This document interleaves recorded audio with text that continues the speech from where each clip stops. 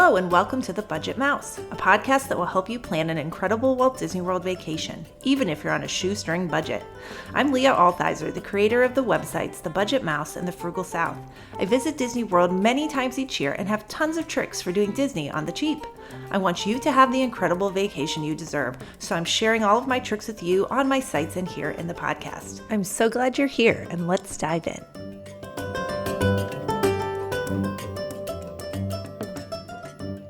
Hey there, I just got back from a trip to Walt Disney World during which I stayed at Coronado Springs Resort, and I had so many thoughts about the resort. I thought it deserved an episode unto itself. So here's the good, the bad, the ugly, everything I have to say about this resort. First of all, it is a moderate resort at Walt Disney World. These are supposed to be middle of the road, affordable resorts that offer still many amenities, but this is going to fall in between the value resorts and the deluxe resorts at Disney. There are five moderate resorts, but the four main are Coronado Springs, Caribbean Beach, Port Orleans Riverside, Port Orleans French Quarter, and then there are the cabins at Fort Wilderness. Of all of these, Coronado Springs is the only that has a convention center. It opened in 1997, and the theme of the resort, it's a little bit all over the place, but I would call it North American colonial Spanish, and then some southwestern U.S. thrown in just for fun. I'm going to talk about the room categories at Coronado Springs. That's the first thing you'll probably encounter if you're looking to book a stay there. So there are standard rooms that have 2 queens. There are water view rooms. While there's no balconies there, they do look out onto bodies of water. There are preferred rooms, which are closest to the amenities, closest to the food court, the tower, and what have you. There are dedicated rooms with king beds. There are tower rooms. I'm going to talk in depth about the newer Gran Destino Tower. So there are rooms in the tower, standard rooms with 2 queens. There are king rooms. There are water view rooms in the tower. And there are even rooms in the tower that have club access. So there is a club lounge at Coronado Springs, and that is also unique among all the moderates. There are some suites scattered about Coronado Springs as well, but they are ridiculously expensive. I don't know who stays there. I want to mention rack rates, kind of what you would expect to pay at Coronado Springs. Disney advertised the average rate to be about $300 a night. I think that's high. In most times of year, you could get a room for around between $200 and $250 there. In general, at Coronado Springs, rooms are going to have showers instead of bathtubs. And the showers have a really cool drain. I don't know if that's weird to think that. It's the first time I saw a drain that was kind of integrated into the floor of the shower. And I remember thinking it was really cool. The reason for that is this hotel is to appeal to convention goers, which are business travelers. So in business-oriented hotels, you're going to have walk-in showers as a rule instead of bathtubs. Also related to the fact that it's a convention hotel is that the rooms do not have a table with 2 chairs that you'll find in almost all other Disney resorts. Instead, they have a big desk area with a chair that sits under there where you could work at the desk, and then also like a lounge chair, I would call it, kind of an armchair in one corner where you'd normally find the table and chairs. So it does present a challenge if you want to eat in the room and say that you're a family. There's really not a good surface on which to eat in the rooms, and I can't think of another Disney resort that doesn't have the table and chairs.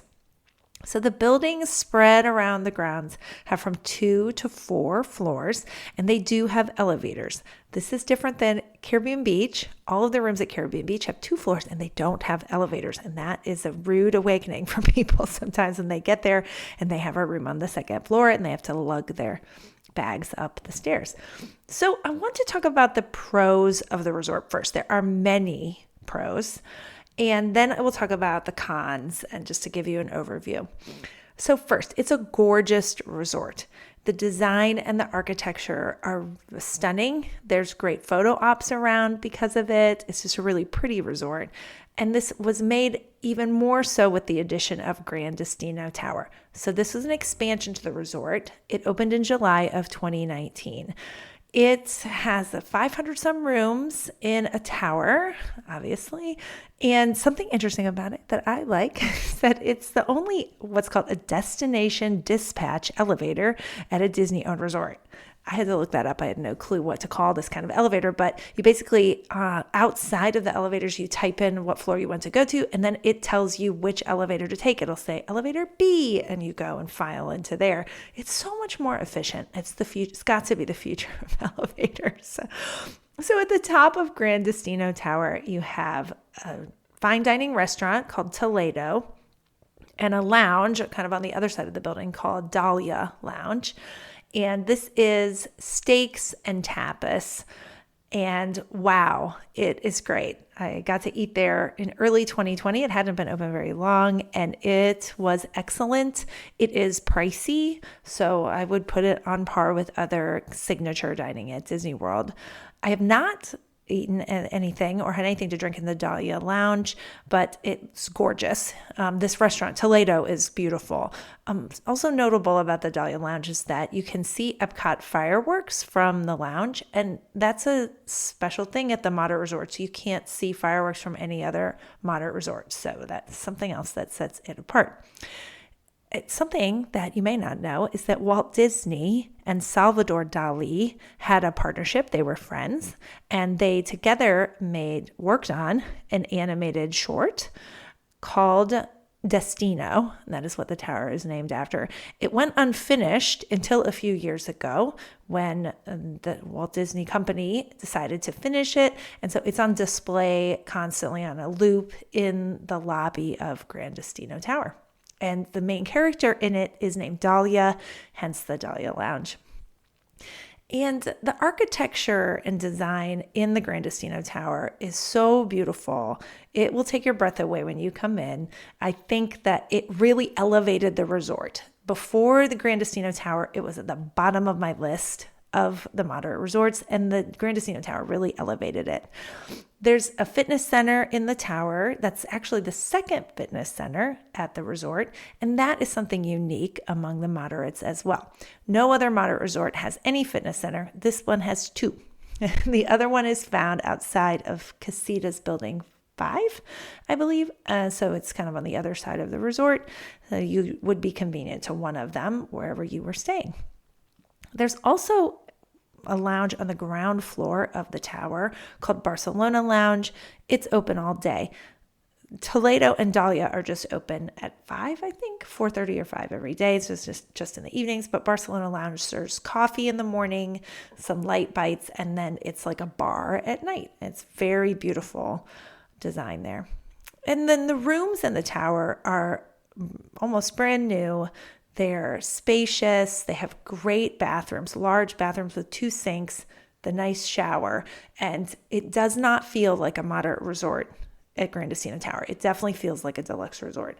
Now, it is more expensive to stay in the tower rooms. I think undiscounted, it's $100 more a night compared to a standard room, but to me, sometimes that's worth it. You are close to everything when you're in the tower. You can quickly get to food, to the bus. You don't have to hike all over the resort, and it could be worth it for your stay. Another pro of Coronado Springs is that the standard rooms are the cheapest of all of the moderates. They're all also almost always included in discounts. Some resorts are oftentimes excluded from discounts because demand is high. There are so many rooms at Coronado Springs that they're usually included in discounts, and they're usually available. So if you're looking at the last minute and you don't have availability others, you can almost always get a room at Coronado Springs because it's so big. I've already mentioned some of the amenities that aren't offered at other moderates, and dining is one thing I'm just going to come back to right now because the number of options for dining at Coronado Springs are huge. No other moderate even comes close. And the reason there are so many is because it's a convention resort, so they have to feed a large number of people every day if there's a convention there. So these are all of the dining options at Coronado Springs. You have a large food court, which I think they call El Mercado now. You have the Rick's Lounge, which is like a nightclub. I don't know when it opens. I've never been in there. It's not really my scene at Disney World, but that is there across from the food court. You have the Maya Grill, which is a table service Mexican restaurant that it generally is at the bottom of the list of any restaurant you'd want to dine in at Walt Disney World. Now, I shouldn't say bad things about it because I have never eaten there, but it generally doesn't get good reviews. It's more of just like to feed convention goers.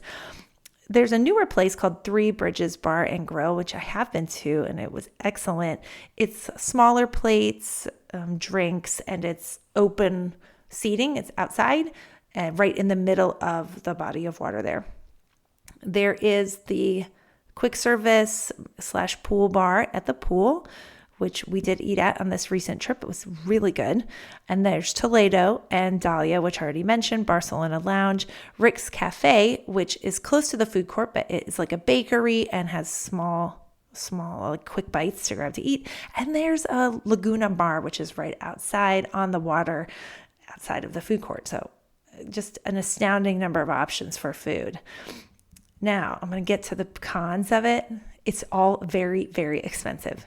Way more so than food at other Disney resorts. I'm going to get to that more in a second. Just give a caveat right there. So something else that they used to have at Coronado Springs, which never has reopened after the pandemic, was a hair salon. And that was not offered at any other resort. I don't see it coming back. I don't think there was ever a lot of demand for it, and things got cut. Lots of things got cut and never came back after the pandemic. I don't see that one coming back. And then also unique to Coronado Springs are some paid activities. These are things you need a reservation for that you can book 60 days in advance, just like you would book dining.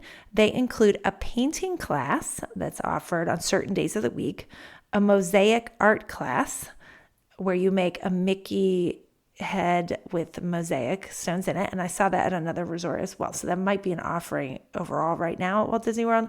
And then something unique is a Sangria University, where they teach you at Three Bridges Bar and Grill how to make sangria, kind of the recipe, and then you invent your own sangria and you get to sample their 3 house sangrias and then make your own. And that seemed like a really fun offering. I can't remember the price. It was maybe $50, $60, $70, somewhere in that range for that. I think I have covered all of my pros. So on to the cons. Since I already mentioned it, let's talk about the price of the food. So that is the one thing I really hate there, because if you went to Walt Disney World and you didn't know better, you would think all of the resorts have ridiculously priced food when they do not.